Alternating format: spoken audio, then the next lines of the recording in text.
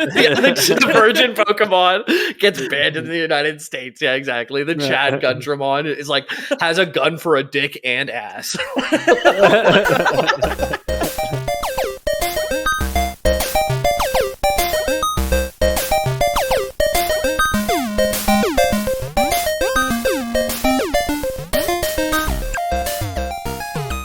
Hello and welcome to Lore Boys, the #1 fake history podcast on the internet and off of the internet. True. My name is James Miller, and today I'm joined with. I'm Ethan Palmer, your local door-to-door vacuum salesman. Would you like to buy a Hoover, sir? My name's Peter O'Donohue. Thank you. I've got the robot, but I'm good. Thanks for the offer. I am also finding out I do indeed have Notepad++ installed on my computer. So, but have you ever considered a vacuum that you had to push instead of a robot? What about if you had to do the work too? Huh? Are you trying to make my life worse, sir? That is a hard sell. Yeah, have they let this go onto lawnmowers yet, or is that too dangerous? No, there are Roomba lawnmowers. There's like in the prairies in Canada, like million-acre big farms that are just perfectly flat everywhere have automated like GPS controlled tractors that just harvest for them basically, which is just like a big lawnmower. Yeah. Okay. I'm telling you guys, same brand too. It's like there's one PC Magazine Best Robot Lawnmowers of 2023, and then iRobot also makes them, and that was the brand of my first whole $4,000. Jesus Christ! I just let the grass go wild. Fuck that.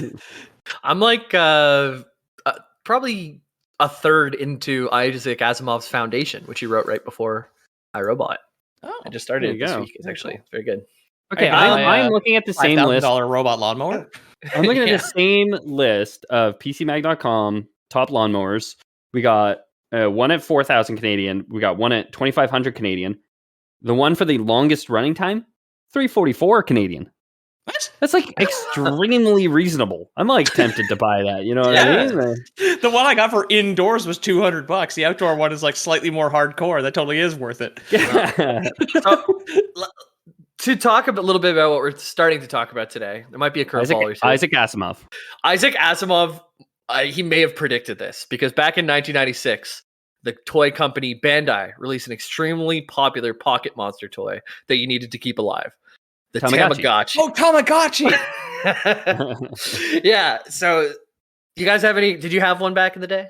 No, I borrowed one, and I had it for a day, and then it would cry at night and kept waking me up. So I buried it under some towels and let it die. That's honestly, as somebody who just had a kid, you could do that with real kids too. Well, not the last part. Just legally speaking, definitely not the last part. Yeah. Or the Lore Boys lawyers. I had one. Lore Boys.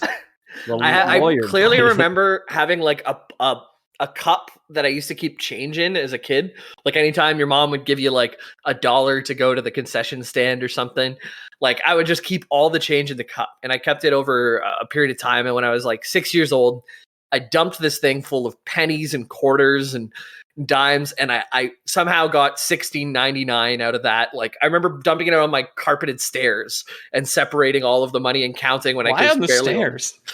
I think it was because I felt it was easier to I could put the money on the different ledges.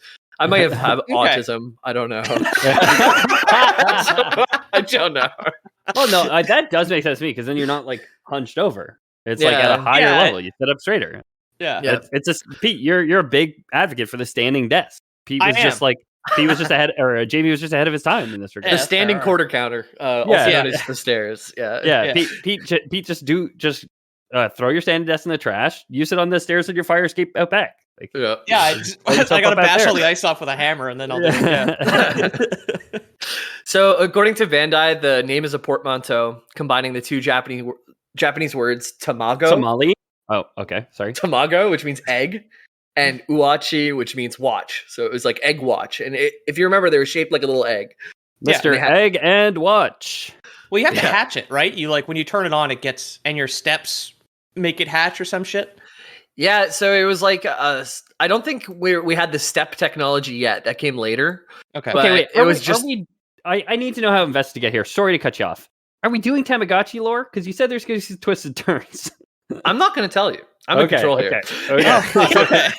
You wear the pants. You wear the Tamagotchi pants in this one. Jamie can put us under a pile of towels and kill us at any moment, right? Sorry. Mouthful of beer when you said that one.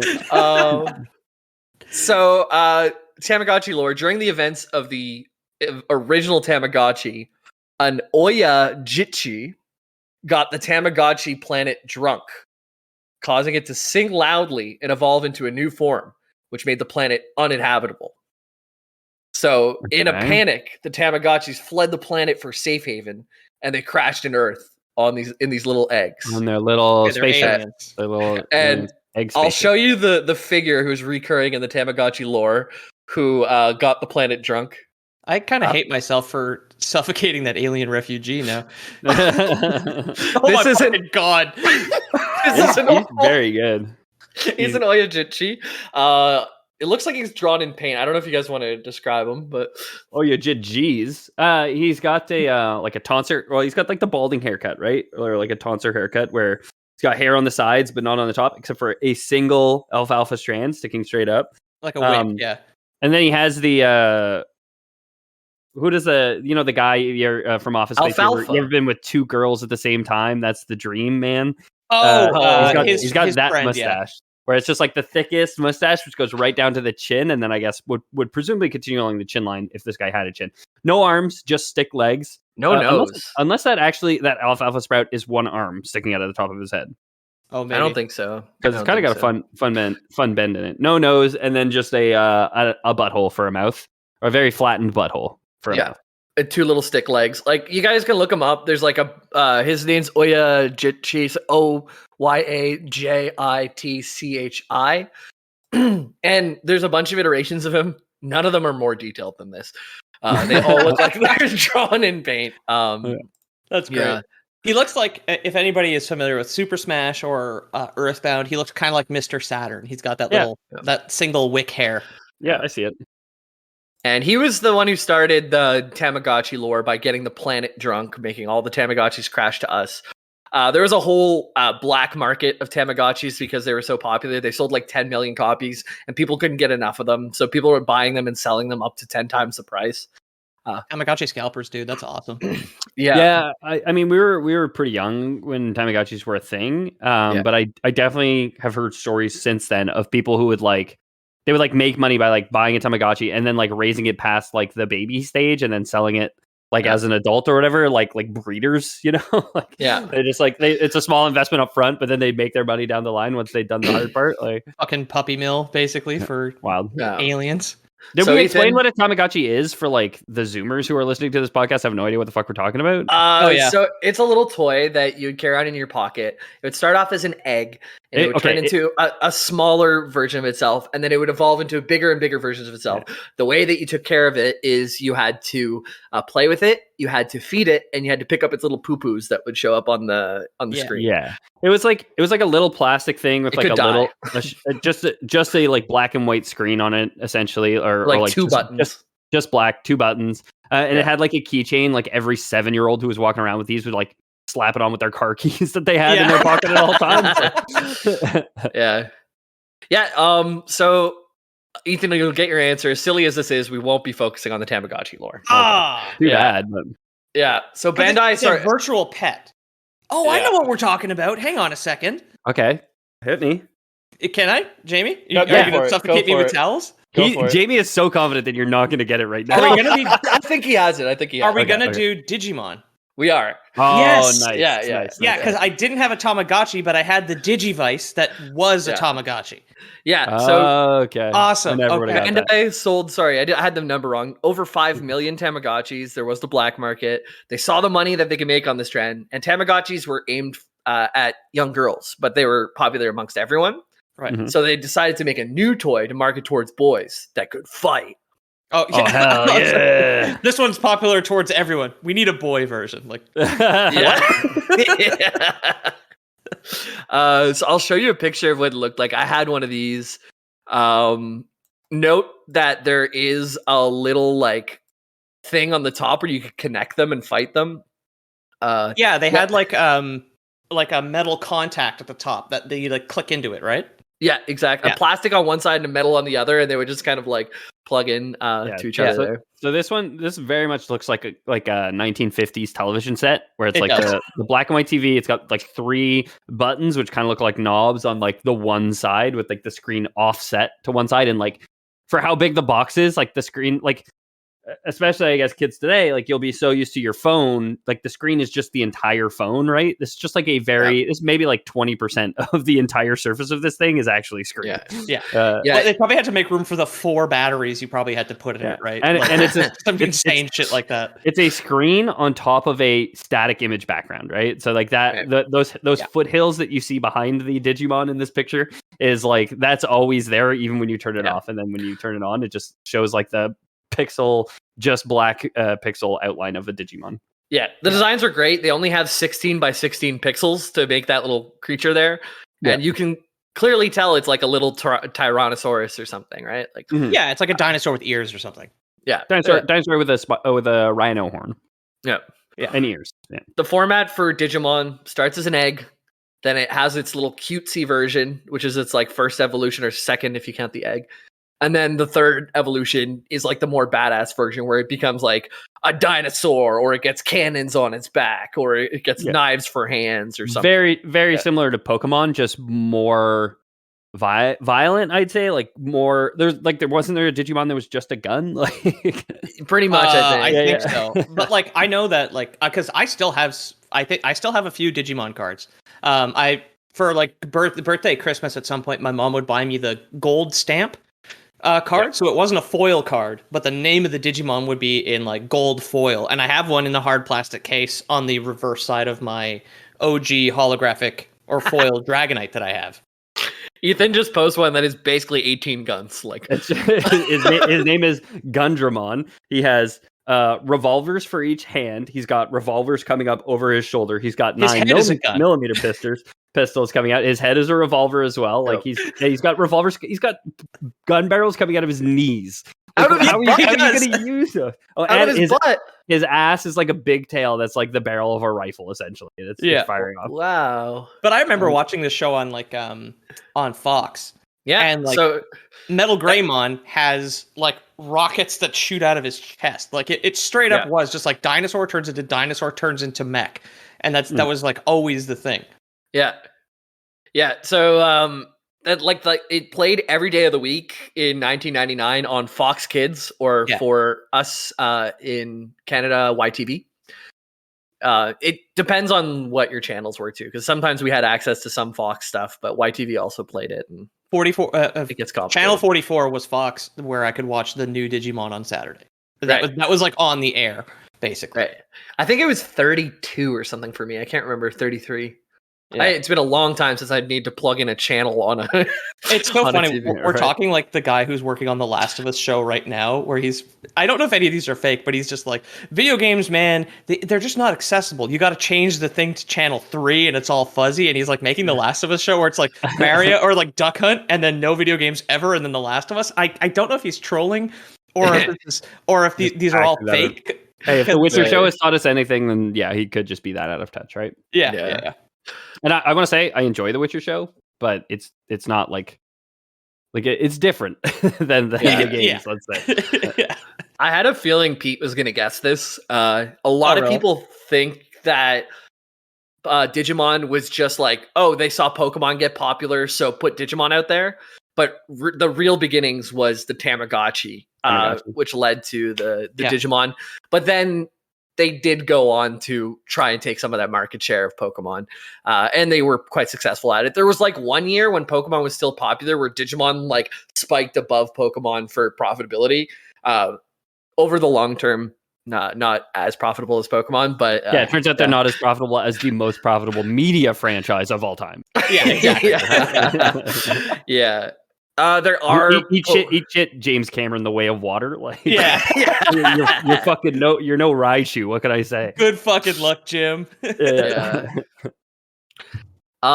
you guys so like Pokemon came out? The game Pokemon came out in 1996. Then the Pokemon show came out in 1997, and the Pokemon, or the Digimon game, or like the toy, came out in 1997, and the show came out in 1999. So Pokemon was a little bit before Digimon, just ahead of the curve.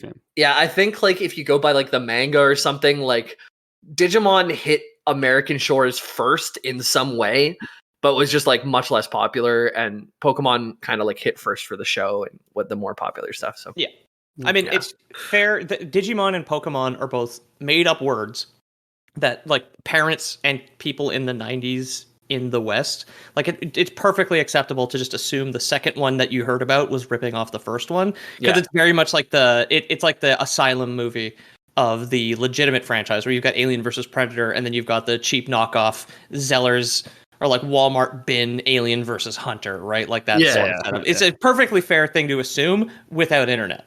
Martian versus and the Hunter. game, the toy for Digimon came out in 1997, and the Pokemon show or game also came out the Pokemon show came out in 1997. So it's like both of them like were thought of independently, but then ended up fighting for the same space, kind of thing. Right. Yeah.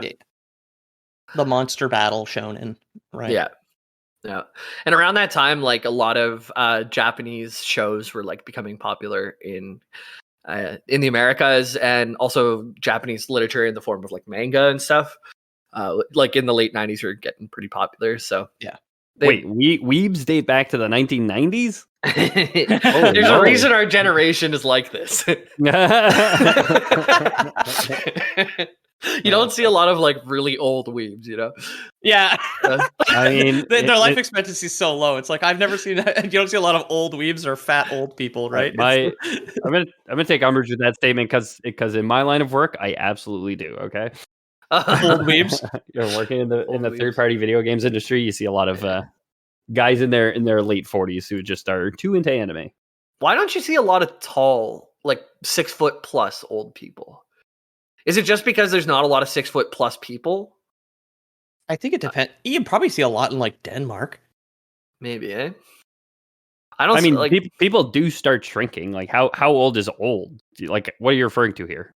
I don't know. Like when you think of an elderly white hair, needs a little help with the stairs here and there. Yeah, I think 60s, 70s, you see your fair share. I think the same volume as you see like young tall people. Although maybe there's like more tall people being born, because like if we were transported back to ancient Greece, Pete would be a god, because like he'd be so even little Peter would be so tall compared to all these ancient Greek men. You know what I mean? Like me 4'11" pushing around Socrates, just like nerd, stuffing him in a locker. Like maybe it's location too, because I think Quebec is like generally has short people like out of Quebec.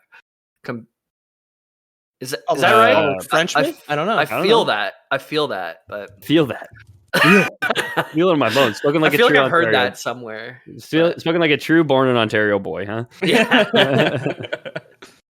I was just at like Christmas with the family, and I'm like realizing my dad was the short brother, because like my cousin, who's a girl, is like 6 foot, and I'm 5'9". I'm like, I got the wrong branch of the tree, man. I could have been the 6 foot Chad, but instead it's my cousin. That bastard. That bitch. What? Come on, Jamie, don't do this. Yeah, well, she's the next Digivolution of me, I guess. But right, yeah, Digivolution. Yeah. So there's also a really cool game that came out in 1999 called Digimon World. It was like a more mature Pokemon game set on the PS1, and it had like Final Fantasy VII era graphics. It was really cool. Like I played it. I think Digimon World 2 I borrowed from a friend, and it was a lot of fun. Like it just, I wish I could get a hold of it right now, because I only had it for such a short amount of time, and I remember it feeling so much fun. Like it is the same turn-based combat, except you have like your 1 or 2 Digimon. It's not like the full team of 6. I think it goes up to 3. And going through all like the Digivolutions and like the story and just exploring the world was just a ton of fun. Yeah, like in the show, everybody got 1. Yeah. Whereas I'm not familiar enough with the Pokemon anime. I don't know how many Pokemon Ash ended up maxing out at. I know in the game you max out at 6, and that's like the 6 in your party, but you can catch more and you store them in Bill's PC, right? Yeah, of course. Yeah. Because like in the anime, he has as many, like he doesn't store them in the PC in the anime. Like he just keeps all his Pokemon on him all the time. Doesn't he get like 20 Taurus or something like that? Like a ludicrous amount of Taurus, but not in North America. Because the episode where the Safari Zone episode where he catches the Taurus was banned in North America because yes, Jamie, the park warden held a gun to Ash Ketchum, the 13-year-old boy's head in the show, and North American censorship board said nah. So then, just inexplicably in the next episode, he like summons 40 Tauruses or whatever. That's how you know Pokemon was for pussies and it's a virgin boys, because we had Chad Gundramon. The virgin Pokemon gets banned in the United States. Yeah, exactly. The Chad Gundramon is like has a gun for a dick and ass, and knees and hands and face. And, Yeah. Also, there was like straight up death in the Digimon anime. Like I know a lot of like main characters got killed by like the Dark Masters and shit. Yeah. I was watching like a review, like a guy who did an in-depth review on Digimon, and he watched every single episode of every single show. He like played through the games. He watched the movies, and he just gave a review on it. And it's like a 3-hour video on YouTube. So and we're stretching this out to an hour with the amount of research I'm going to assume you did. I mean, we truly are masters of our craft. Yeah, I mean, I think the Lore Boys is a little bit different than explaining every little thing in the Digiverse, but I would think so. Yeah. Yeah. But like he pointed out some really interesting things, like in the American dub, the English dub of the show, there's a lot of problems with it. Like they were on a tight deadline. There's the main character Ty, that's the guy with the goggles and the big hair and stuff, and he's like the leader. And he has Agumon, the little like dinosaur looking one that turns into Greymon, Meta Greymon, all that stuff. War Greymon. He just goes Super Saiyan at that point, right? Because he's much smaller but can throw suns at people. Yeah, and it kind of, like as the shows go on, it kind of goes the way of Dragon Ball Z, where it's like the evolutions have gone so far at this point. It's like you just keep inventing a new evolution to get out of a problem. Yeah, I mean, I never finished season 2 because I guess I just kind of fell away from it. But I know they had like multiple eggs that you could fuse with your Digimon, so they didn't have like a standard evolutionary line or Digivolutionary line. It would just be like you'd fuse this one egg with the whatever Texan armadillo, and now he's a submarine, and you're like, all right, cool, like that makes fucking sense, right? No, yeah, like I could. Wait, can I copy paste this in? You guys actually see it? It's kind of small. Like the evolution trees really get mangled. This isn't a problem in the first season, by the way, which I'm talking about. Just a gun with arms.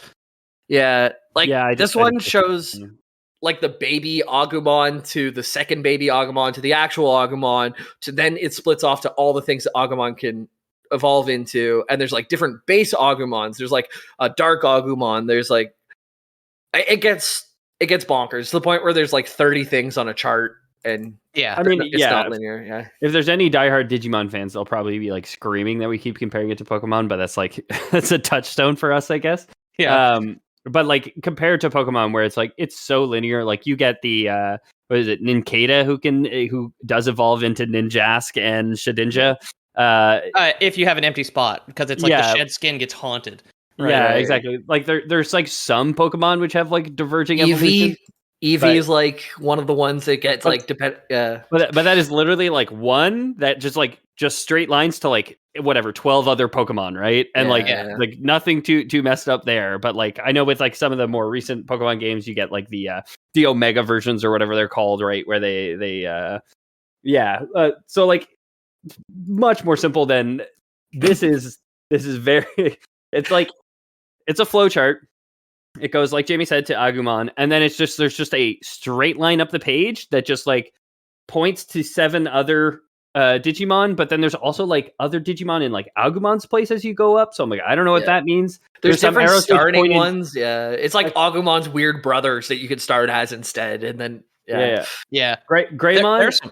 Agumon evolves into Greymon, who can evolve into Metal Greymon or Skull Greymon. Metal Greymon can evolve into Skull Greymon or Ancient Greymon. And it's just like, why do you guys have to make this so complicated? So I got into like the YouTube rabbit hole or whatever. So I've been listening to just like different stuff, and the farther you get down that tree, the more of a nerd the guy sounds like in the video. And like you get to like these god Pokemon, and like they're basically these are god Digimon, I should say. They basically have these powers that like it's on the playground, like, nope, I'm invincible, you can't touch me. Like, like they to be fair, in grade 3, we used to play Digimon, and we all had made our own Digimon, and we would play them. And there was this one kid, David, who did exactly that. And I used to hate it because like my Digimon who I was playing as would never be able to beat him. We're playing Digimon make believe. Like we're pretending to be Digimon, right? Right. Yeah. And I have realized as an adult, the reason that his frustrated me so much is because I did that. And how could my unstoppable killing machine not kill his unstoppable killing machine, right? It didn't make any fucking sense that I would ever lose a Digimon battle. You might like the newest Digimons because this is like the facing off of gods, where it's like this one can clone itself infinite times, but this one can kill infinite clones. But this one is able to block itself infinitely, and this one it's like it's just one upping of like these crazy powers. When you said, and here's an idea for anybody who has the pure talent to pull this off, you can have this as a YouTube video, and I promise I will plug it on the show if you do it. But when you said he sounds nerdier as he goes, I was picturing like him like reading it like this, whatever, as he started, then like over a 3-hour video, just slowly starting to sound more like this, and just slowly morphing into that over 3 hours. I was like, man, that's incredible. And then I realized like, oh no, it's just because he's talking about nerd ass shit. Yeah. It's like one has the power just to reflect anything back. Yeah. So it's like, oh, cool. Before we get back on track here, the one time an Instagram post of ours was flagged was for COVID misinformation, because the 3 Digimon types are data, virus, and vaccine. And I took a picture of like an old Digimon card I had that had vaccine written on it, and it was flagged by the fucking Zuckerberg censors. It's just like, no. Robot dinosaurs are not a viable alternative to the vaccine. Okay. I'm just like, oh yeah, sorry, Zuck. So thinking back to like just how bad the American dub was, like there's one point where Ty had to go home because his like kids were, I don't know, there's some family emergency, so he had to go home, but the show had to go live like the next day, so they just had Mimi do his lines, so it's like a female voice instead of his voice. Jeez.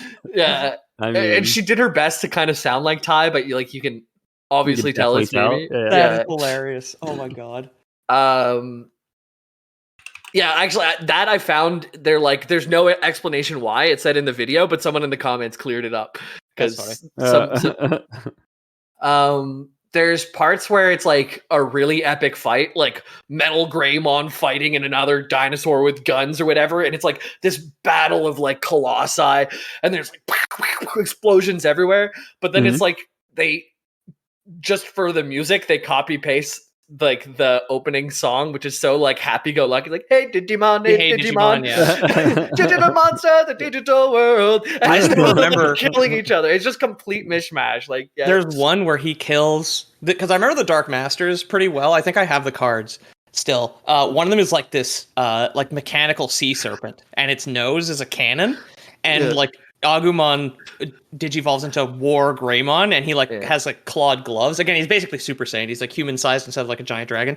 And he like turns himself into a drill and goes into the cannon nose and just like rips apart the bad guy from the inside. It's just like that's just 9 o'clock on a Saturday. And it's just like, we can't really censor that, can we? It's that's after brutal. The sea serpent like shoots the whale in the head. He like ghosts the motherfucker. Oh yeah, I don't even remember that much. But I remember the Dark Master arc a lot because that was like something I would like actively try and watch on TV. Like I'm even like something I love like Beast Wars. I never saw the full series until it all hit YouTube. Right. I actually reference an episode Enter the Dark Masters later. Cool. For one of the facts, but yeah. So like Pokemon had way more traction, but Digimon had a smaller set of diehard fans too. So I was talking about Digimon World, the game that came out in 1999. Did you guys play it or even know it existed? No, definitely not. Not a lot of people did. I think there was like 10,000 people who played it, but were like super diehard. So they continued to make them.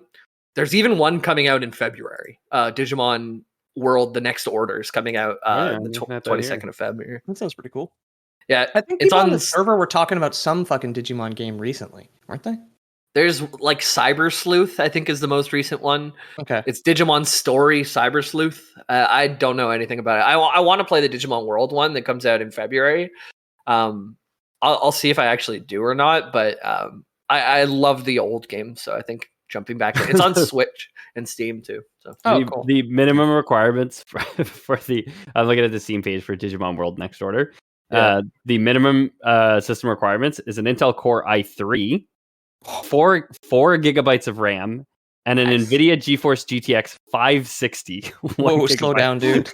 All right. So your laptop can run it. Yeah, you can play it on your Digivice. Like, yeah, exactly. Let's see. How are we doing on time? I didn't write in a break, and we're at 30 minutes. So we'll talk a little bit more about Digimon. We'll talk about the movie, the digital world. What is the digital world exactly? What is the digital world? You'll find out. It's a 12-year-old graphics card, just for the record. Oh, for 12-year-old kids. Okay, so you guys after the break. See you after the break. Welcome back from the break. Since I was surprising the boys, I didn't mention all of the people who asked for this. And there is a lot of people who asked for this one. Yeah. So when it comes for the patrons, we got Drifty, Air of Air, Bison, Avocado, Raw Dog, Jodo 180, Fragile Shark.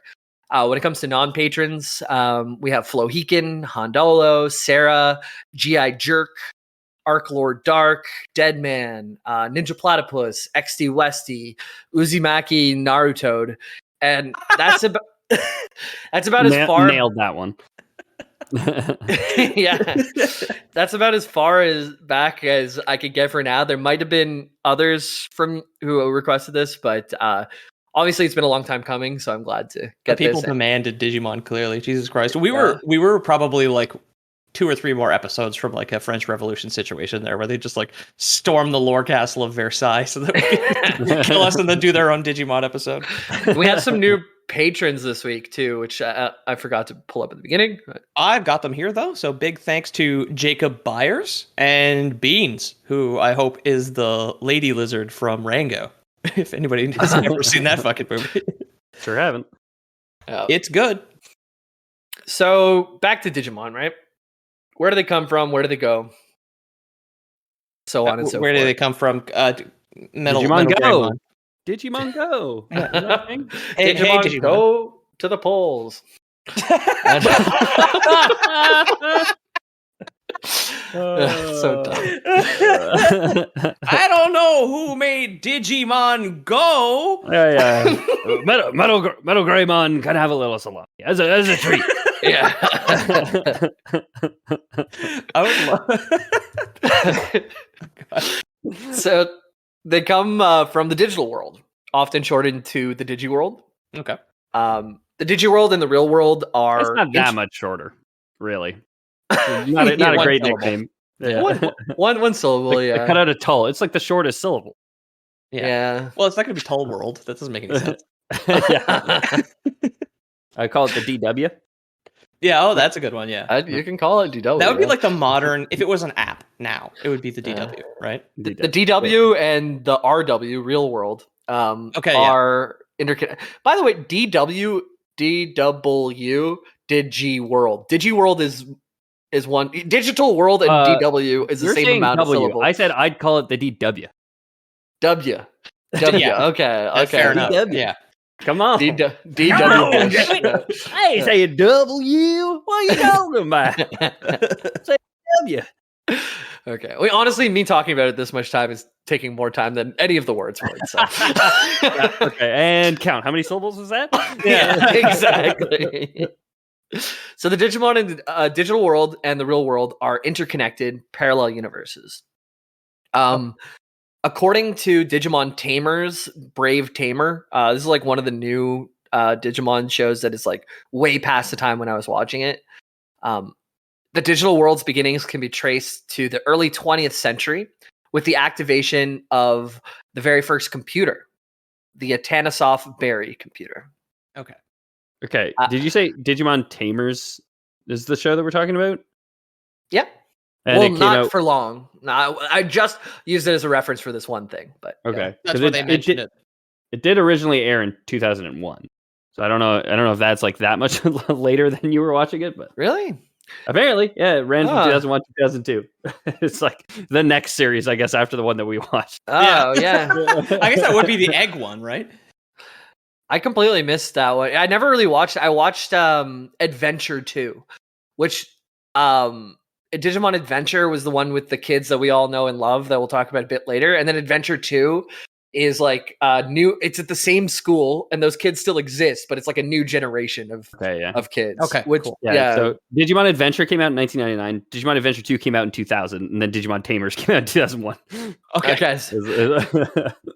I stopped getting babysat when I was 12, and I think that's when I stopped watching Digimon, which was around the same time. You left your innocence behind. Yeah, exactly. Because that's when I got babysat. What would they do? Just plug us in front of the TV? Yeah, exactly. Yeah.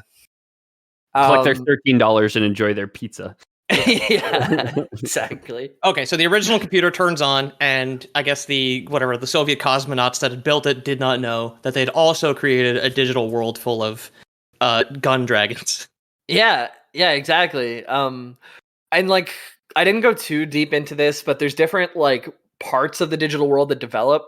The one that we know in digital, in adventures, the ones that I paid attention to, is the Yggdrasil. So it's like the World Tree server. But there's at least 3 major servers, and then like different subsections within those servers. So the digital world is like, it grows to be massive as computers become more advanced, kind of thing. Okay. Yeah. And the topography of the world is a lot like Earth. You find oceans, deserts, forests, mountains, meadows, fields, all the same stuff you would find on Earth. But it can change much quicker than Earth because it's a digital world and it's based on how it's programmed. So, for example, in episode 40 of Digimon Adventures, enter the Dark Masters, which is where we get to know the Dark Masters that Pete was talking about. Yeah, like how that series ends. They're like the final boss, basically. A gigantic mountain is formed in moments in that episode. So that gives us the proof that you can like change the world just like that. Okay. Yeah. The only people who know about the digital world in the real world are either the computer scientists who like are working on software development and stuff like that, or helpless children who get dragged into the world. Hey, I think you left some legacy in your code here. What does this line do? Oh, that one helps the cache pull faster and keeps the OBB files low for initialization. Cool. And this one down here, what does this do? That sucks the soul of children's into the program. This one abducts kids. Yeah. Oh, okay. Yeah. You should really leave a comment on this, so that people know what it does. If I leave a comment and I get if I don't leave comments, then they don't want to fire me, right? Because then who's gonna parse through this and know that this is the child abduction line that we definitely don't want to remove, right? Yeah, it's like when we take it out, nothing works. Yeah, it makes no sense. Like, does my fucking Mac 2 run on the souls of children? I don't know what's going on here. Or the Berry 2 in this universe. Yeah, okay. It's not Apple. It's not Apple. Of course, it's a Berry. Yeah. Yeah. So it's possible for Digimon to travel to the real world, what humans call Earth. Have you heard of it? Nope. Explain. So it's kind of unclear. Dimensional wormholes can happen, so it travel the other way. It's much more common where the real world has an influence over the digital world than vice versa, but it does happen. Okay. I remember. I don't. Are you going to touch on like how the kids get chosen in the movie? Because that's a very bizarre plot point that I remember. I'm just about to introduce the movie, so maybe you can bring it up. Yeah. So an example of Digimon entering the real world is the Digimon movie. And you might remember the scene where Greymon and Parrotmon are fighting in like an apartment complex and like smashing into balconies and shit. That's what I was going to talk about. Yeah. Yeah. So here I'll post a photo for the uninitiated. It's a kaiju battle. Like they're both monsters that are 30 feet tall. And the kids are chosen because they all saw it, but apparently no one else did. And it's just like, really? Yeah. Like it's nighttime in what is clearly a downtown, like a metropolitan Japanese city. I don't know if it's Tokyo or whatever. Oh, and it's like a big parrot. There's a dinosaur fighting a giant budgie. Yeah, giant budgie with like his top beak is like is made out of metal. Yeah, he's got a few upgrades. And that's Greymon, right? Yeah. Yeah, and they're fighting, and Tai sees Greymon here, which like links him to Agumon, I guess. And Tai's sister is like always carrying a binky, like just like her binky drops in this scene, and she ends up going into the digital world like in Adventures 2, but gets left behind in Adventures 1. Wait, and it turns out that someone stole her Digimon, and like tried to turn it evil. But then whenever she's reunited in the second show with her Digimon, like it starts to become good again. And the one that tried to turn it evil ends up sacrificing its own life to save both the little sister and the Digimon. So happy ending. And cool. Yeah. Everyone's good in the end. She gets a cat. She gets Gatomon. Exactly. Right? Yeah. Gato is Spanish for cat. I mean, cat. It's barely even designed to be a monster. It's just a cat that wears gloves that have bigger claws on it. Like I know it has it's pretty monstrous. And it turns into like the most fuckable Digimon on the planet. It turns into the angel lady, the Digimon Vaporeon. Yeah, exactly, the most fuckable. Okay, so first off, from this movie, the soundtrack is fucking amazing. Yeah. Like I don't know how they got all these polls back in like 1999 or whatever the fuck it was. Budget, man. Yeah. Okay, so I'm gonna sing it and see if you guys know it. Okay. Well, the first one's the Digirap. I'm not gonna sing the Digirap. Come on, Chibi, come on, sing the Digirap. Come on. Okay. Second song on the Somebody Once Told Me the World. Smash Mouth. Yeah, Smash Mouth All-Star pre-Shrek. Yeah. Pre-Shrek. Sure. Nice. By a few years, right? Yeah. Bro, check it out now. Soul Brother, check it. The Rockefeller Skank by Fatboy Slim. Yeah. Looking out a dirty old window, passing by. Here it's we're the kids in America. Oh yeah, okay. Whoa. Yeah, that's Kids Kids in America. That's Len. Don't know them anymore, but that song is popular today. No, Len does Steal Your Sunshine, or yeah, I think that's right. Yeah. Wanna be the sunshine. I forget Kids in America is apparently by Kim Wilde. Okay. It's from the 80s. How about this one? Chicken to China, the Chinese chicken. Take one. Oh, yeah. Bare Naked Ladies. Files with no lights on the Maison. Yeah, it's 1 week by Bare Naked Ladies. 1 week, yeah. Zoro was mad at Tai. The impression that I get, I'm blanking on it right now. It's the Mighty Mighty Boss Tones, though. Normally I could sing it, but since I just sang a Canadian classic, that's all that's in my head. It's locked in. That's an amazing song as well. You would know it if you heard it. And there's you think it's strange that there's a way of how you look and how you act and how you think. Pretend they're not the same as you. All my best friends are metalheads. That's my first ever circle pit was that song. Oh, dude, it's so good. Mm-hmm. Mighty Boss Tones Digimon is the impression that I get. Yeah, that's what I said. Yeah. Okay. Oh, sorry. The impression that I get. I'm pretty sure that's how it goes. Jimmy's gotta look it up. It's bugging because it's driving me crazy. You guys would know it too. Oh, it goes driving me crazy. I can't listen to it because voice meter. You fool! Here, I'll listen to it, and I'll let you know what it sounds.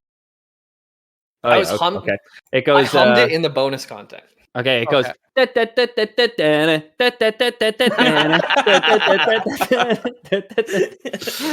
there's like, I don't know, there's an old bald guy in a bow tie in the music video, just dancing in front of various Six Flags attractions. I don't know.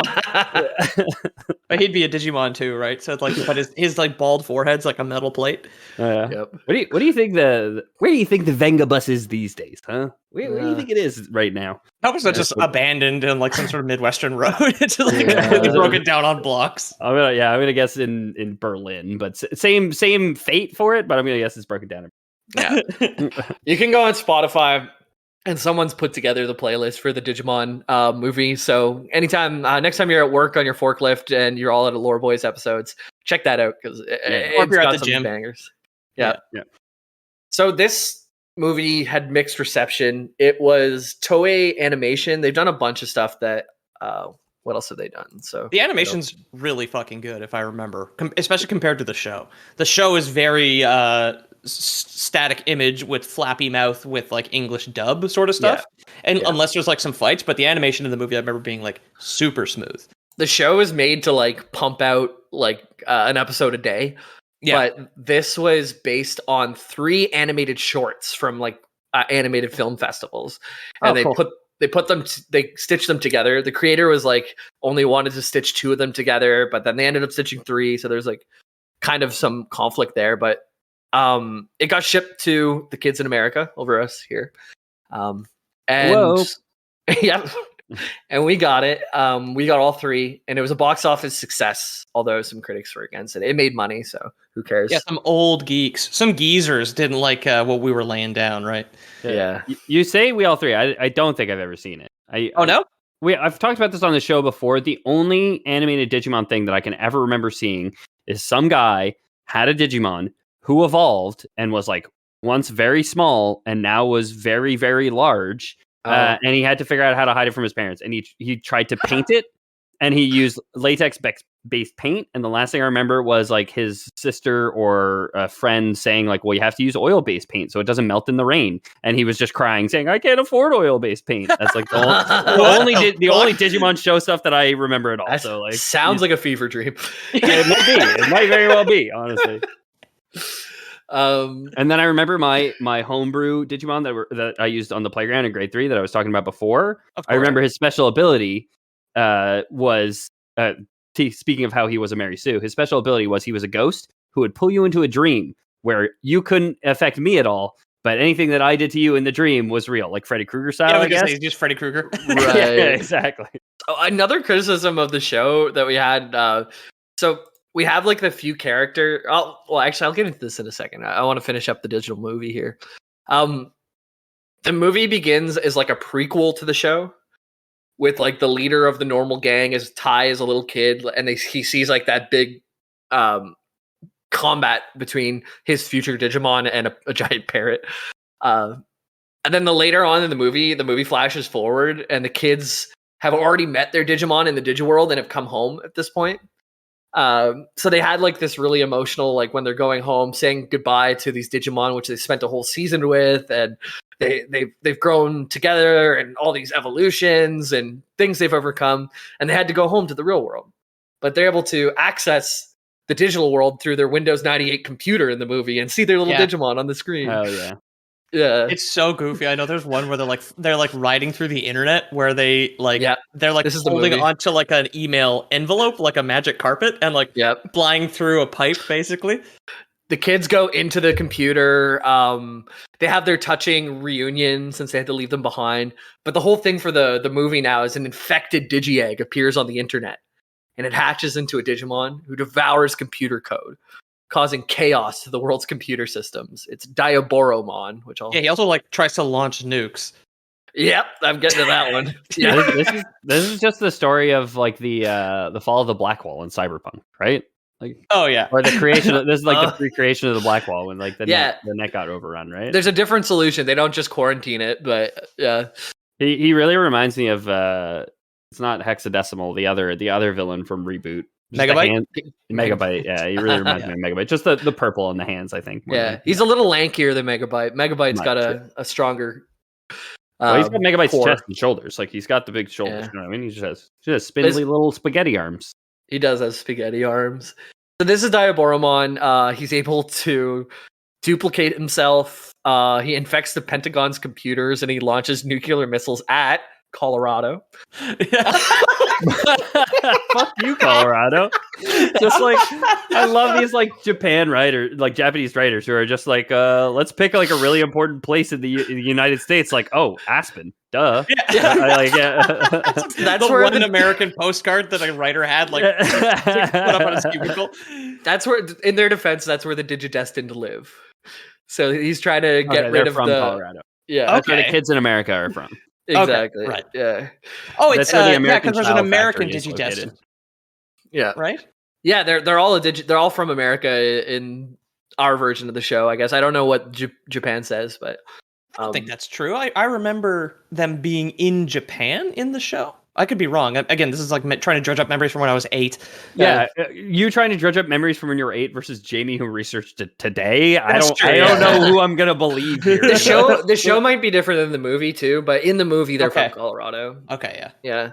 And again, it might be a dub thing, but probably not. Just like setting and stuff like that. Like, yeah, I don't think Mount Fuji or Colorado. Like, yeah. Mount Fuji's like a singular rocky, huh? Yeah. Fuji Mountain Cold is like the Fuji Mountain Cold. Yeah. You can tell if your sake's cold if the bottle's still blue. Mount Fuji on your I have a blue bottle right next to me too. It's sake, super which cool. is great. He does have a blue sake bottle. Yeah, so a fun part of this is the whole way that the Digidestined are interacting with this is through early 2000s computers and internet. Yeah. So like Izzy, the computer geek's like trying to get in to like help his Digimon. And like they're calling their friends who like live in different towns. You don't have cell phones, so like there's communication breakdowns all the time. The internet goes out for one group of them, and they have to run to the local salon to use their front desk computer. It's all pretty relatable, right? Your mom answers the phone, and then you get booted off from stopping a nuclear strike on Colorado. Yeah. Mom, but it's an online. You don't understand. It's an online game. I don't have time to stop thermonuclear war. I can't pause the nukes. Is he Billy, I told you no starting a new game until you thwart this thermonuclear threat to America. Is he he's like the real geek? He even gets back in last minute by using a hotspot on a mobile phone, which very advanced for early 2000. Yeah, damn, that's prescient. I'm pretty sure my Motorola Crazer from 2008 could not hotspot. Yeah, I was gonna say no. I'm trying to remember. 3G was like in the near future when I got my first phone. It was all the craze if you had a 3G phone.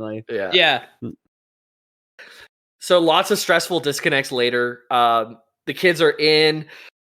Both War Greymon and Metal Garurumon had been killed, but like somehow from the kids coming back and like the power of the love, they get revived, and then they DNA digivolve into Omnimon, which is like a fusion digivolve. I'll show you the picture of. He's crazy. Yeah. Because Ty and Matt's the like jock of the group. He's like the broody older brother, isn't he? Yeah. He had like this little lizard that would turn into a wolf, which turned into a werewolf, which turned into a mecha wolf. Yeah. Basically. Metal Garurumon, which I've said on the show for sure before. Yeah. Omnimon's badass. Who turns into Omnimon? Is it just the two that are his hands? Yeah, Metal Greymon. Yeah, Greymon and War Greymon and Meta Garurumon together. Okay. Yeah. And they end up kicking the ass of Diaboromon and basically stopping the nukes. I don't know exactly how they do it. I'd have to go back and watch. But they hack back into the Pentagon and tell the nukes to stop. Yeah. They just stop in midair and fall in Utah somewhere. Well, that's what happens in the movie. Like one of them. A nuke does just. That's like because obviously it's like there's the timer, but also like. They like DDoS attack, another prescient thing. They like DDoS attack Diaboromon because they get a bunch of kids to send him a ton of emails. Oh, yeah. He's too fast and strong. So they DDoS him, and then Omnimon stabs him in the face with a sword, and his head like just splits in half. Like I forgot about crazy. That is amazing, and then the nuke, they disable the warhead somehow. Again, but the very nuke prescient. Crashes into a river, and it just like lands there, and everybody's like, "What the fuck is going on?" Like, having no idea that they were seconds from being atomized. Yeah, nuke falling into the river. Chicken in China to Chinese chicken. Take a one taste and a break fried chicken. Yeah. Okay, so I said prescient, and then I had to look it up. The first known distributed denial of service attack, DDoS attack, occurred in 1996. So they just happened, and they knew about it, I guess. Yeah. Yeah, I do remember that now because they couldn't catch him because he like basically blinked from everywhere he was going because he was so fucking fast. Yeah. And he starts slowing down and and then gets stabbed in the head. His skull splits in half. And he was like the corrupted pet of some other kid. Or something like that. I think that was Sid from Toy Story when he got his Digimon, when he got his Tamagotchi. With the little digital baby head with the robot like lobster claws.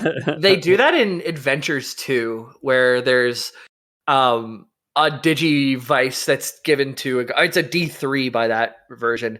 They give it to a kid who's evil, and they have to fight an evil. There's also let me get a picture of this. Is that the kid who puts like the gears in Digimon, and they're evil until you destroy the gear, or they get like black spring wrapped around their bicep or something that makes them go crazy? Is that like an allegory for like drug addicts? Like you got to destroy the drugs in the gear in their system? I guess so. Yeah. Actually, and there's also this guy who this is fucking awesome. He's this guy. I love how excited Jamie is for all this. Yeah, this guy. Okay, he's an evil guy. Oh, yeah. He's a monkey who just talks like Elvis. Yeah. No, that's definitely Elvis in a monkey suit, though, right? Because like there's clear like stitching on the arm. There's clear like seam lines in the head. There's like a patch zipper on the right arm. I'm gonna guess the joke was like, oh, Elvis didn't die, because that's like the running like. Oh, he's like actually happened to Elvis. He's actually in the Digiverse as a monkey. Maybe, yeah. That one, maybe. Oh, yeah, there are stitches on the arms. He was like a major villain for a while. Yeah, Etamon is his name, and he just is exactly a monkey who talks like Elvis, and I think that's amazing. Etamon, I wouldn't mind if I did eat Amon. Yeah, he was a major villain for a while. He triggered the following stage of evolution. He was too strong for like the second evolutions to beat, so they had to introduce like again the power creep. He was the trigger for the power creep, basically. Yeah, in the second Adventures 2 as well, they get like their new Digivice, and then there's like a type of artifact that you can combine with your Digivice. And like it's like the artifact of courage or the artifact the dog tag thing, right? Of truth. Yeah, I forgot what they're called at the moment. Someone will tell us. But yeah, like Ty tries to trick it by like feigning bravery, but then it knows, and his Digimon doesn't evolve. He's like, oh well, if I just walk into any fight, my Digimon will evolve behind me and save me. And he walks into a fight when not actually being brave, then almost gets killed. Yeah, and he's like, oh okay, I got to really be brave, and then. Yeah, I mean, I would think if you just walked into another fight after learning that the last one didn't work, right? That's pretty brave, yeah. Now you're being brave. Yeah. And then the next time you have to do it 2 times. The next time you have to do it 3 times. 3 times, because that's good. Because if you had to do it 4 times, the third time, then now it's problematic. Because pretty soon, you're 10, 24 times after like 5 permutations. You're like, oh, great. Really getting out of hand here. I'm picking a lot of fucking fights over here. Yeah. You just start picking fights with children, and those ones don't count, even though you're a child, So the Digimon movie, probably still worth a watch. Now remembering some of the things that Pete said, I think it'd be like worth a laugh. Also seeing people like fumble with computers and like seeing the early DDoS attacks and all that fun stuff. Yeah. But so we have the digital world interacts with the real world. It's really highlight in the movie where the Digimon actually come to the world and launch nukes and shit like that. There was an arc in the cartoon where the vampire also comes to the real world, and he's like just being a vampire, and like he's another one of the villains. He like escapes the digital world, and he's like seducing women. There's like a Jack the Ripper kind of thing going on too, and then he turns into a monster and they fight him. Yeah. Yeah, so like we have the digital world and interacts with the real world. The reason the kids in the show are able to have Digimon and interact with the digital world as they get a Digivice at like some summer camp and then hop on a train and end up in the digital world. Right. And it looks a lot like the thing that I showed earlier with the contact on it, where you could fight your other. Like it's a little more square and less rectangly, but it's kind of obviously meant to sell toys. Yeah, I'm trying to think of what like the modern technology equivalent for the Zoomers we could say. It's a pager like with the screen. No, they don't have that. Yeah, not a pager, but it looks like a watch without straps, I guess. Yeah, just a little box with the screen on it. Yeah, and they carry it around. So all the kids go on a train. They bring them to the digital world. They meet their Digimon who have been eagerly awaiting them. So we have Ty, who's like the leader with the goggles. We have TK, who's a little kid brother of Matt. I always like identified with Matt, and my little brother is TK because TK is the annoying little brother, and I always felt like I had my annoying little brother. And you described Matt earlier as the broody older brother. So yeah, I like that. Well, he was a musician too. He plays harmonica. Okay. Yeah. See image that Peter took in the memes channel of Jamie from last week's recording when he was showed his edgy self and put his hair down in front of his eyes. I was in community gaming actually. I was in community gaming. Yeah, where I left it. Yeah. There's Ty, TK, there's Sora. Sora's a girl who wants to be a fashion designer. There's Izzy, who's like the techno nerd that can kind of help translate what's going on in the world versus the real world kind of thing. I know he says prodigious, which a buddy of mine in elementary school picked up and would start saying. Oh, no. That's how I remember his catchphrase, is because Stuart picked it up. There's Digi in the word. Like Digi is in the word, so that's why they put it in Digimon, right? Yeah. Oh. Yeah. There's Mimi, who is like lady in a pink dress, damsel in distress, like, oh, this world is so dirty kind of thing. And like, yeah, she's a rich girl. Yeah. She's the Muffy from Arthur. Yes. Yeah. She's the Sansa from Game of Thrones I've been rewatching. Okay. She's the... Yep, that squares. Yeah. And then they all have their individual Digimon in the same... So Tai, TK, Sora, Izzy, Matt, Mimi. They have Agumon, Patamon, Biyomon, Tentomon, Gabumon, and Palmon. And they all kind of match their... like Agumon's a dinosaur with the leader. TK gets Patamon, which is like this really small... Because dinosaurs are so charismatic and natural-born leaders is what you're of course. there, right? Yeah. Of course. Yeah. That's why we're always at risk. Fascism is bringing back dinosaurs because they're so charismatic. We're probably quick to make decisions and powerful and like charge headlong fire, into problems. Which is kind of like a fiery courage thing, right? Yeah. There's canonically trans dinosaurs, which is like just powerful in itself, right? Yeah. So one thing I had a problem with the show, or not really had a problem, but like it's kind of lame. You have TK, who has Patamon, who refuses to evolve into like throughout the show we get to see Greymon, we get to see Garurumon, and I'm forgetting some of the other ones, but like Tentomon, who's like a little tentacle thing, turns into a giant cactus with gloves, and everyone grows up and you get to see your Digivolution. But Patamon stays pretty much useless the entire first season. Yeah, like to describe this thing, it's like he looks like a jelly bean or like a football, just with little ear wings, little ear bat wings. He's very cute. He's Hamtaro if Hamtaro had bat wings on its head. Yeah.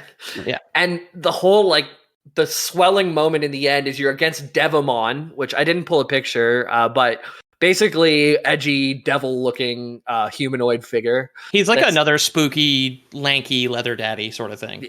Yeah, and they're all of the teams like digivolving and going against it, but no one can beat it. And Patamon finally digivolves into Angemon, and he's like a giant angel. And it's like this moment where TK, who's the weakest, becomes the strongest with Angemon, and he beats back Devilmon. That happens at the end of the series too, if I recall. Like Patamon is always the MacGuffin, where he turns into. Oh, sorry. There's Angewomon, where they do the same thing, but they just do Angewomon, and Angewomon's like Angemon, but hot lady. And yeah, I posted a picture of her in chat as the most fuckable Digimon. Yeah. Yeah, there she is. Yeah. Whenever I looked up was doing research, the YouTube channel I was watching that did the 3-hour retrospective, like the video just cuts to him on eBay ordering like a model of her with each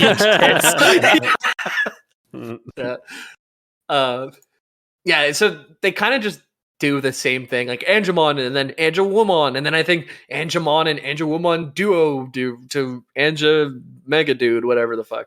And it's Mega Dude. Yeah. Angie. He does turn into something cool, because I remember in like the final episode he has like a laser sword that can cut portals into reality or something. I posted the full Evo chart of Patamon, which looks like a snowflake, just in the direction. It goes it's like a star, yeah. It goes all over the place. But Seraphimon would be the final evolution of that you're probably thinking of. No, I'm thinking of the purple one who is one step away from Magna Angemon. Magna, yeah. Who then evolves into Seraphimon or Valkyramon. Yeah. So the show's honestly, the last time that I watched Digimon, I think I came home from the bar and I watched half an episode and woke up to episode 15. And it was fine. Good to sleep too. I think it's fine. Like if you like the show, it's okay. It's nothing that's groundbreaking or anything, but There's cool fights. The monsters themselves are fine. The animations are cool. There's one here on the Patamon tree where it's Patamon, who is again Hamtaro with bat wings. Then he can turn into Prairiemon, which looks like a rabbit with like these giant mechanical like slashing claws. And then that thing be a prairie dog, right? Yeah, I guess, but it's got bunny ears. And then it evolves into Bastemon. It's like a cat with two tails. who has just testicles for legs. Testicles for legs, his legs just looks like a scrotum, basically, like a scrotum, like testicles made out of coral. And he yells at 15-year-olds on Twitter and gets arrested for pizzas and stuff. That's fucking based. The next iteration of Digimon Adventures I kind of mentioned. You have the main cast who still goes to school, but then the focus shifts to a new generation of kids who enter the Digiworld, and they have a new generation of Digivice as well, known as the D3, which also came with, there was a toy that you can get at home. Now they're like $200 to $300, depending on where you buy them. Brutal. But it was cool. It's a bigger device than the last one. It has 3 buttons on it, and it kind of is molded to fit like your whole palm. The screen doesn't look bigger. Well, the device is bigger. The device is bigger, but I'm just calling out that the screen doesn't. They made the device bigger. It does look more ergonomic. I'll give them that. Yeah, you can do it one-handed. The other one would have been like less comfortable to do one-handed because you would have had to like when you're in the bath on your phone, you have to hold your phone like with your pinky for like extended periods of time, and it's like starts to get uncomfortable. That was the old one. This new one, oh boy. Fits in your hand like looked like the TV radio that Scatman Crothers is using in The Shining, basically. Exactly. You know why it has to be that much? The screen is the same because it still has the same interface, but it does a bunch of new things. Okay. Yeah. It's got 4K. That tiny screen. It's still got the 16 by 16 pixels. Okay. Sprites. So same thing. You got to train, feed, clean up, all that stuff. But it has detect, so it had an antenna in it, so you could wirelessly hook up with other D3s and fight with them. Oh, so cool. You could like under your desk fight your friends. You could discover Digimentals. So if you were near, if you're near radios, worked really well, or TVs with an antenna on it, you could catch the broadcast or whatever it was, and it would turn into items that you could feed to your Digimon to level them up. And there was an unlimited amount that you could just keep feeding them and getting them super powerful. You got it like on your dashboard next to the police radio, and you're just like spawning cocaine into your Yeah, you're watching you were watching Digimon earlier in the day, but now your dad takes over the TV because he's got Fox to watch, and it just turns into shit that you can feed to your Digimon. Yeah. Mainstream news, like, oh boy, shovel the shit into my Digimon. Yeah, I mean, the power of toxicity. That's how you'd get your Patamon to transform into one of these more like evil angel-looking things. Is if you feed it like 3 Nights of Tucker Carlson, it turns into like Baalmon, which is the evil angel here. Just Agumon with Trump's hair. This is good. Anyways, that's the fake courage, basically. This is like dipping our toe into the Digiverse. There's still like so much Digimon stuff. So if there's anything specific that you guys think would make a good episode, let me know. I'm gonna be keeping an eye on the new game when it comes out. I'm not sure if I'll buy it yet. Last time I promised to buy a game was like Fallout 76. I was like, yeah, I'm definitely going to play it. Look what happened there. That worked out well. Yeah, I played it eventually. But anyways, keep an eye on this. Digimon was super fun to research. It was something I liked a lot as a kid, and there's still tons more. So let me know if with this primer now, we can basically dive in. We can like dive into the Dark Masters because I remember liking that. That arc is etched in my head, right? Yep. Yeah, cool. So that's us. Yeah, thanks for listening to the show, everybody. Your host has been James Miller. Jamie, what's going on, dude? What do you want to talk about? The plug this week. You got a lot of projects working on Back Porter going? Mostly just working on the show, and we're playing with my own Digivice at home. So just getting good. Just sitting in the dark, play with my Digivice. Yeah, I didn't realize I had my camera covered because I didn't want to look at my face and have a script. I went from a well lit room to just a face in the dark now. Well, yeah, the sun went down like 20 minutes ago. Yeah. So to get into the Discord, the Discord link should be in the link. Or in the comments. The Discord link should be in the link, which is in the description of this episode. Yeah, get in there. That's where I chat with people. Today we were talking about loonies, toonies, and Canadian Tire money. And that was very fun. True.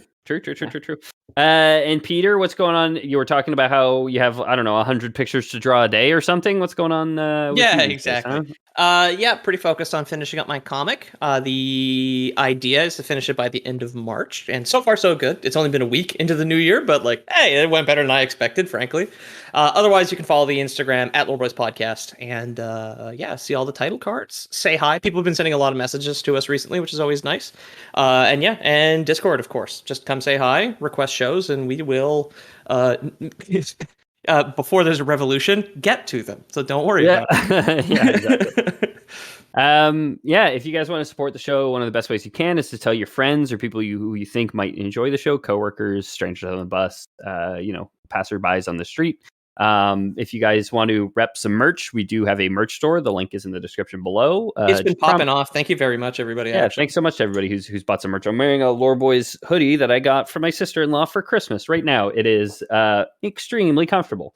You know what I think has been cool too is people having their friends in the Discord. Like you see Jodo and Avocado Man and be like, "Oh, I didn't think to offer you this pad thai because you don't like spicy food or something." And like Pentafire and Chaz, who I think are dating, and there's people who know each other in real life. It's cool. It means people real life friends. That's important. And then spend all your time with us.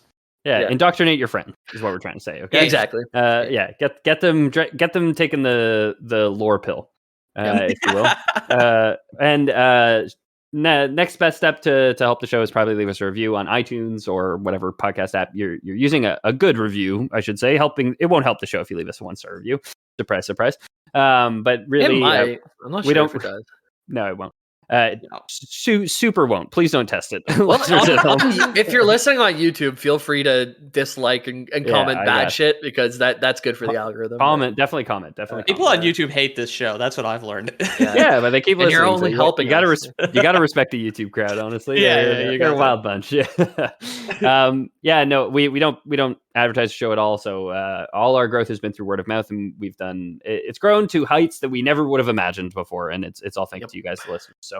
And finally, if you guys do want to support the show financially, we do have a Patreon, patreon.com/thelorevoice, where you get access to bonus content. Like Jamie was saying, you'll get access to the loser titles game that we play usually on Mondays.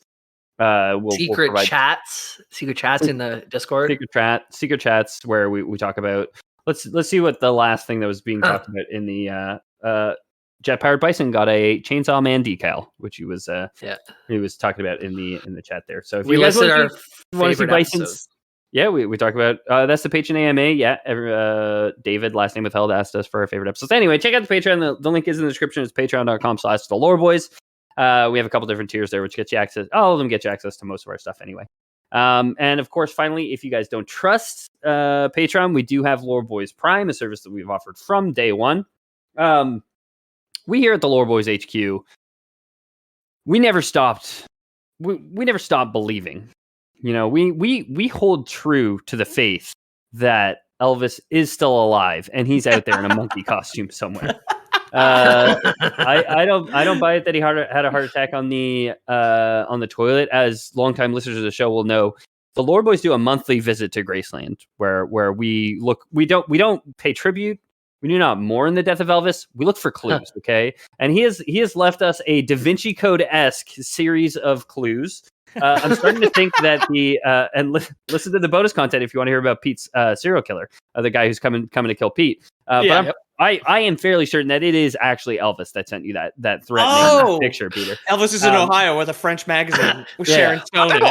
I've often thought I'm going to die while peeing in the middle of the night. because I have sleep apnea, and then I wake up and I start walking, so like all the blood moves. So I'm like already not doing well in my heart laying down, and then I start peeing, and as soon as I push, I feel like a pit in my chest. Okay. So I think after your glasses, you need to go get a blood test. Okay. I think I'm gonna die standing. So I won't be pooping. You'll know because I'll fall face first in the toilet or something. Oh, great. Yeah. Jamie's gonna air quotes die, and then in 30 years he's gonna be in the Digiverse in a monkey costume doing it. Yeah, of course. Okay. So if you guys want to support the show, you guys can reach out to Loreboys Prime at loreboysprime.loreboysprime. And send us.